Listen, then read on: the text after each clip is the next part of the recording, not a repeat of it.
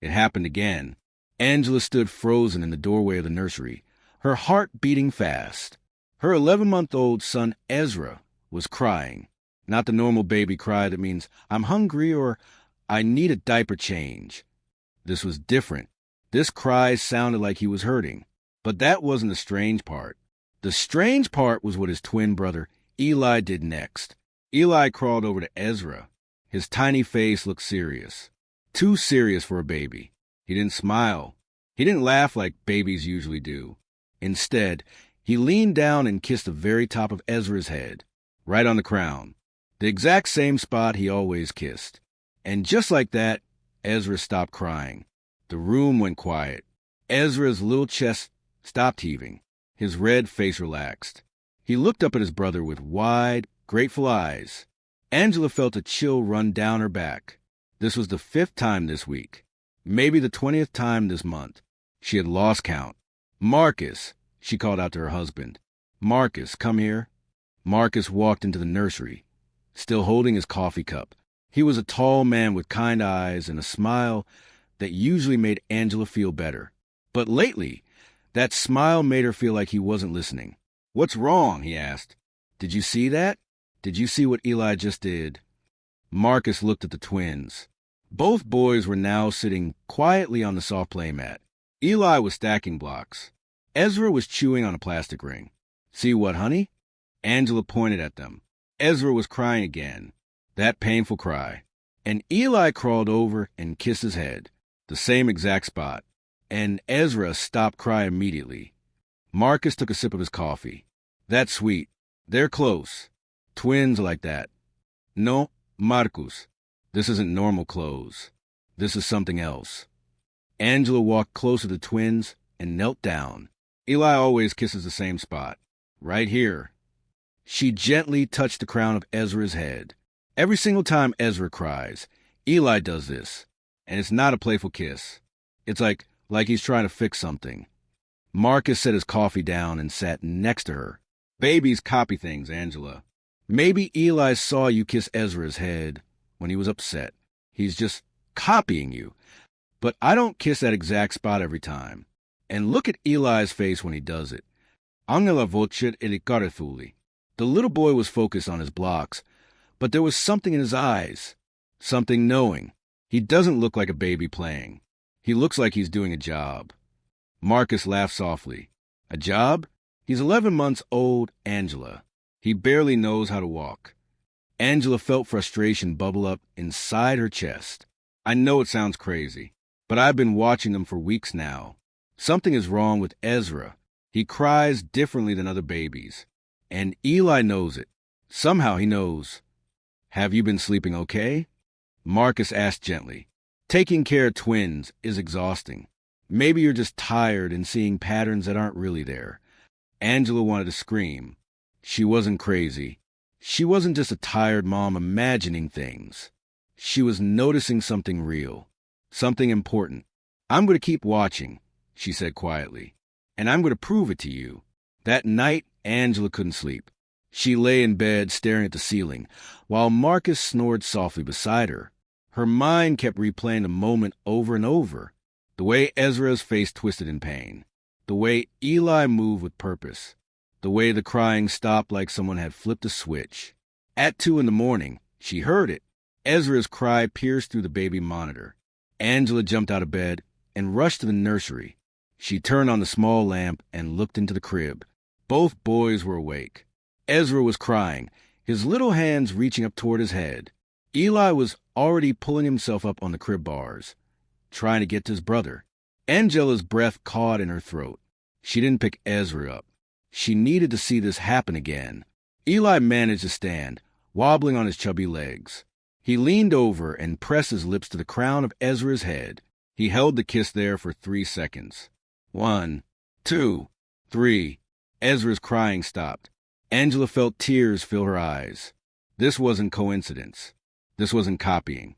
This was something deeper. Something she couldn't explain. She picked up both boys and held them close. Eli's face was still serious. Ezra snuggled into her shoulder, peaceful now. What are you trying to tell me, baby? She whispered to Eli. What do you know about your brother? The next morning, Angela made a decision. She grabbed her phone and started filming. Every time Ezra cried, she would record it. She would show Marcus. She would show their doctor. She would make someone listen. For 3 days, she collected evidence. Video after video showed the same thing. Ezra would cry and grab at his head. Eli would crawl or walk over to him. He would kiss the crown of Ezra's head. The crying would stop. On the 4th day, Angela sat Marcus down at the kitchen table while the twins napped. "Watch these videos," she said, her voice shaking. "All of them. And then tell me I'm imagining things." Marcus watched. His smile faded. His eyebrows pulled together. He watched all 12 videos without saying a word. When the last video ended, he looked up at Angela. "Okay," he said slowly. "That is weird, but what do you think it means?" "I think something is wrong with Ezra's head. Right there, where Eli keeps kissing. I think Ezra is in pain, and Eli is the only one who knows how to help him." "That's impossible, Angela. If something was wrong, we would see it. The doctor would have seen it at their last checkup. What if it's something that doesn't show on the outside?" Angela leaned forward. "What if it's inside? What if there's pressure or pain that we can't see, but Ezra feels, and somehow Eli senses?" Marcus rubbed his face with both hands. "This sounds like a movie, not real life. I want to take him to the doctor. We just went last month. Everything was fine. I want to go again. I want them to check his head. Please, Marcus. Please listen to me." Marcus looked at his wife. Really looked at her. He saw the dark circles under her eyes. He saw the worry etched into her face. He saw a mother who knew, deep in her bones, that something was wrong. "Okay," he said finally. "Call Dr. Patel. We'll take Ezra in." "But Angela, if the doctor says everything is fine, you have to let this go. You have to trust that the boys are okay." Angela nodded, but she already knew what the doctor would find. She didn't know how she knew. She just did. The same way Eli knew his brother needed help. That afternoon, Angela called the pediatrician's office. The receptionist tried to schedule an appointment for next week, but Angela's voice cracked when she spoke. "Please," she begged. "Something is wrong with my son. I know it. Please fit us in sooner." There was a long pause. Then the receptionist said, "Can you come in tomorrow at 9? "Yes. Thank you. Thank you so much." Angela hung up and looked at the twins playing in the living room. Eli was holding Ezra's hand. They were looking at each other in that way twins do, like they were having a conversation without words. "Tomorrow," Angela whispered. "Tomorrow we'll find out what you've been trying to tell us, Eli." She just hoped it wasn't too late. The waiting room at Dr. Patel's office smelled like cleaning spray and baby powder. Angela sat in a blue plastic chair, bouncing Ezra on her knee. Marcus held Eli, who kept reaching toward his brother. Angela had barely slept. All night, she kept thinking, what if I'm wrong? What if the doctor finds nothing and Marcus thinks I'm crazy? But deeper down, in the place where mothers just know things, she whispered to herself, I'm not wrong. Reed family. A nurse with a kind smile called their names. Angela's stomach flipped. This was it. They followed the nurse down a hallway covered in colorful drawings of animals. She led them into a small room and weighed both boys. Ezra fussed a little, but Eli stayed quiet and watchful like always. Dr. Patel will be right in, the nurse said, closing the door behind her. Marcus set Eli down on the examination table.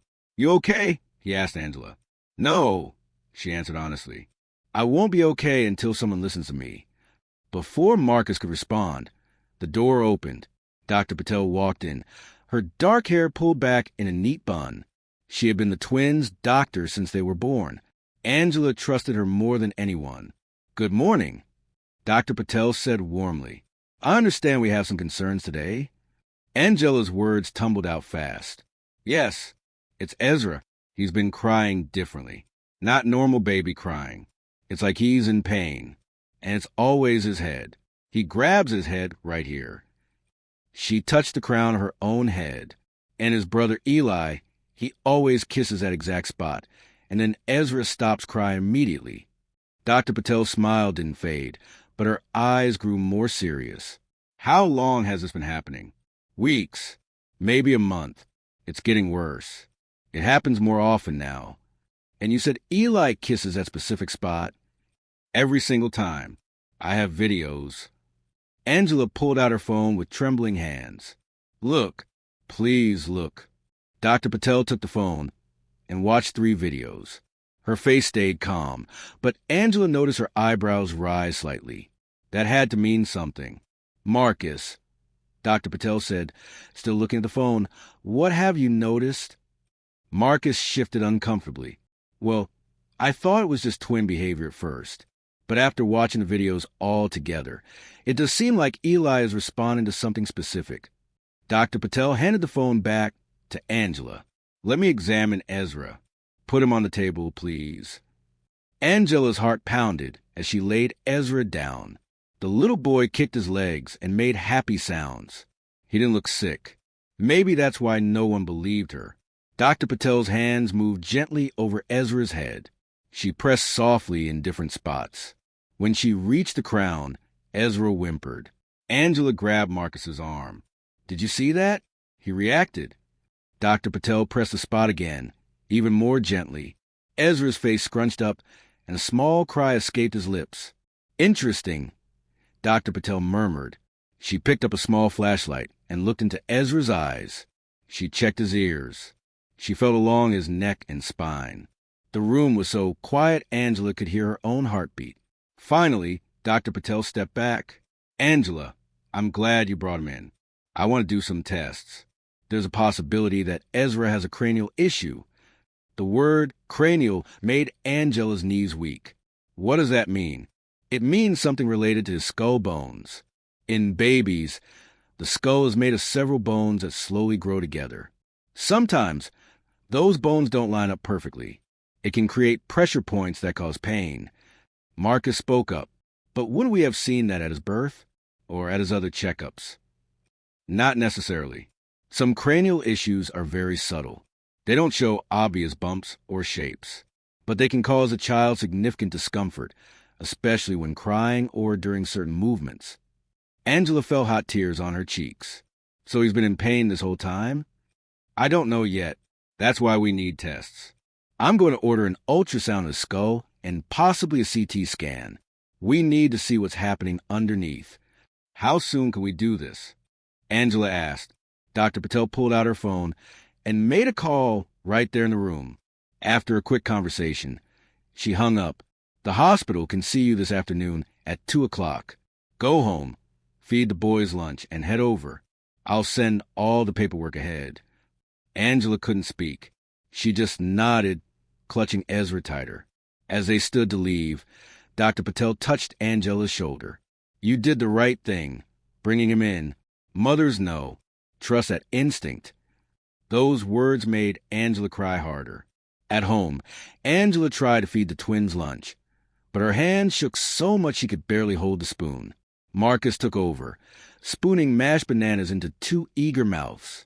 What if it's serious? Angela whispered. What if he needs surgery? Let's not jump ahead, Marcus said, but his voice was tight. Let's wait and see what the tests show. I should have pushed harder sooner. I should have made you listen weeks ago. Marcus put down the spoon and took Angela's hands. Hey, look at me. You did listen to your gut. You kept watching. You collected proof. You made me see it. And now we're getting help. That's what matters. Angela wanted to believe him, but guilt sat heavy in her chest. How many nights had Ezra cried in pain while she second-guessed herself? At exactly 2 o'clock, they walked through the sliding doors of Children's Hospital. The lobby was bright and colorful, with painted fish on the walls and a huge toy chest in the corner. But Angela barely noticed. A technician with gentle hands brought them into a dim room. I'm going to do an ultrasound of Ezra's head, she explained. It's just like the ultrasound from when you were pregnant, Angela. It won't hurt him at all. They laid Ezra on a padded table. The technician squeezed clear gel onto his head and moved a wand back and forth. Images appeared on a screen, gray and white shapes that meant nothing to Angela. Ezra squirmed and whined. Without thinking, Eli leaned forward in Marcus's arms and reached for his brother. Hold him back for just a moment, the technician said. I need Ezra still. But Eli started crying, not his normal cry, a desperate, worried cry. He wants to help his brother, Angela said, her voice breaking. He always helps his brother. The technician worked faster. After 10 minutes, she wiped the gel off Ezra's head. All done. The radiologist will review these images and send a report to Dr. Patel. You should hear something within a few hours. A few hours felt like forever. They went home and put the twins down for a nap. Angela and Marcus sat on the couch, not talking, just waiting. Every time Angela's phone buzzed, her whole body jumped. Finally, at 5:30, Dr. Patel called. Angela, I have the results. What did you find? Angela could barely breathe. Ezra has something called craniosynostosis. It's a condition where one or more of the skull bones fuse together too early. In Ezra's case, it's very mild, but it's creating a pressure point at the crown of his head. When he cries or gets upset, blood flow increases, and that pressure becomes painful. Angela felt like the room was spinning. Is it dangerous? We caught it early, which is very good. He'll need to see a specialist. Depending on the severity, he might need a small surgical procedure to relieve the pressure. But many children do extremely well after treatment. And that's why Eli kept kissing that spot. It seems Eli could sense his brother's distress. Twins often have remarkable connections. The gentle pressure from Eli's kiss might have provided temporary relief, almost like a comforting touch that distracts from the pain. Marcus took the phone from Angela's shaking hand. Dr. Patel, thank you. Thank you for listening to my wife. She's a smart mother, Dr. Patel said warmly. She knew her child needed help, and she didn't stop until someone heard her. That's what saved Ezra from months more discomfort. When they hung up, Marcus pulled Angela into his arms. You were right, he whispered into her hair. I'm so sorry I didn't leave you sooner. I'm so sorry. Angela cried into his chest. Not sad tears anymore. These were tears of relief mixed with leftover fear mixed with overwhelming love for her babies. From the nursery, they heard a small sound. They walked in together and found both boys awake. Eli was standing at the crib rail, and his tiny hand was resting on top of Ezra's head, right on the crown. Ezra was smiling up at his brother, like Eli was the most amazing thing in the world. And maybe Angela thought he was. 2 weeks later, Angela sat in another waiting room. But this time, she felt different. She wasn't scared. She wasn't doubting herself.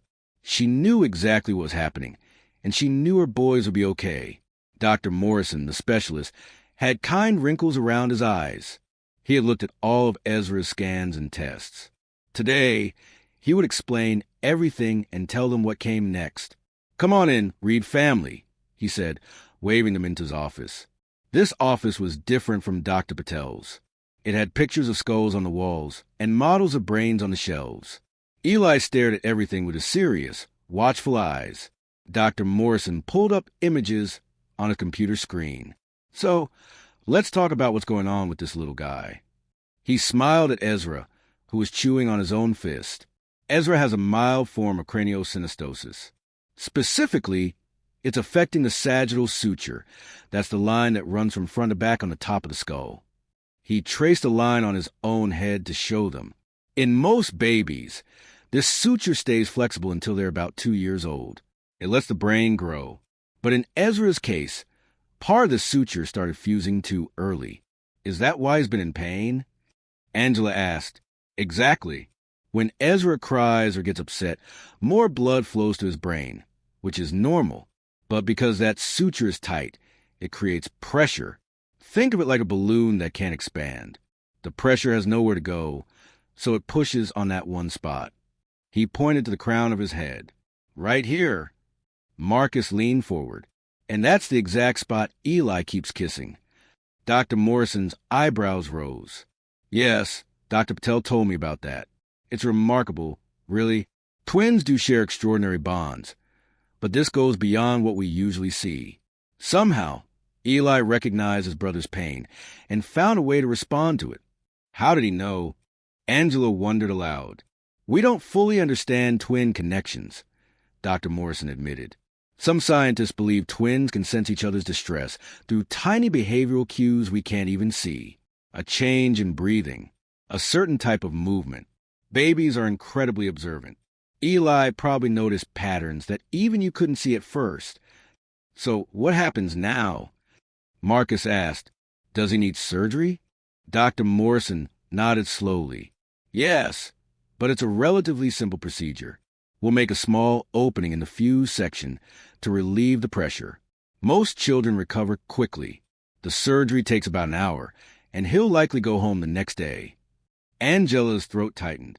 The thought of her baby in surgery made her stomach hurt, but she knew it had to be done. Without the surgery, the pressure will continue. It could affect his brain development, but with the surgery, he'll be completely fine. He'll grow up healthy and normal, with no lasting effects. When? Angela asked. I'd like to schedule it for next week. The sooner we relieve that pressure, the better. Angela looked at Marcus. He squeezed her hand and nodded. Okay, Angela said. Let's do it. That night, after the twins were asleep, Angela and Marcus sat on the back porch. The stars were bright overhead. Somewhere in the distance, a dog barked. I owe you an apology, Marcus said quietly. A real one? You already apologized. No, I need to say more. He turned to face her. You knew something was wrong, and I dismissed you. I made you feel like you were overreacting.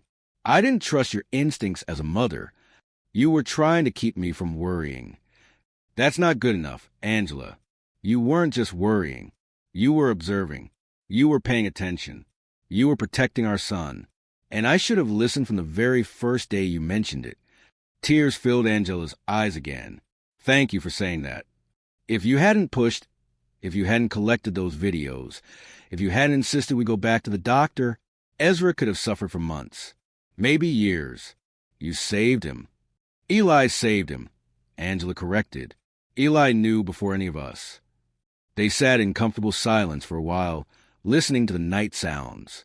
Do you think he'll remember? Marcus asked. When Eli grows up, will he remember being his brother's protector? I don't know, but I'll remember. I'll tell them this story when they're older. I'll tell them about the secret kiss that saved Ezra's life. The surgery day arrived bright and early. They had to be at the hospital at 6 a.m. Ezra couldn't eat or drink anything, which made him fussy. Eli seemed to sense something big was happening. He stayed close to his brother, touching his hand, his foot, his face. In the pre-surgery room, a nurse in colorful scrubs covered in cartoon bears came to take Ezra back. Can his brother come? Angela asked suddenly. The nurse looked surprised. Well, that's unusual, but let me ask the doctor. A minute later, she came back smiling. Dr. Morrison says Eli can come back until Ezra falls asleep from the medicine, just for a few minutes. They wheeled Ezra's small bed down a hallway, with Angela carrying Eli beside it. In the operating room, everything was bright and silver. Machines beeped softly. Dr. Morrison was already there, wearing blue scrubs and a mask.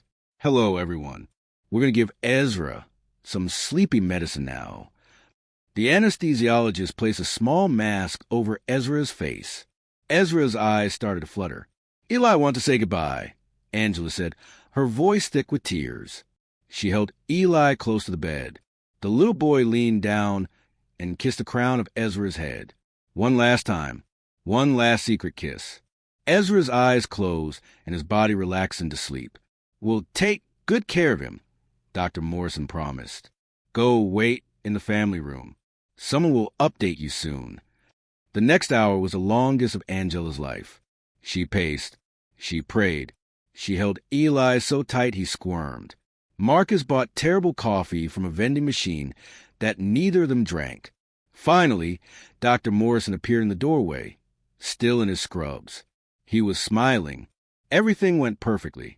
Ezra did great. He's in recovery now, and you can see him in about 20 minutes. Angela burst into tears.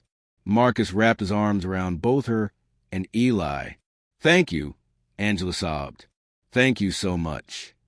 When they finally brought her to Ezra, he was sleeping peacefully. A small bandage covered the top of his head. His little chest rose and fell with steady breaths. Angela kissed his forehead. "You're going to be okay now, baby. No more pain." Eli reached out for Marcus's arms and touched Ezra's hand. 3 days later, they were home. Ezra's bandage was smaller now.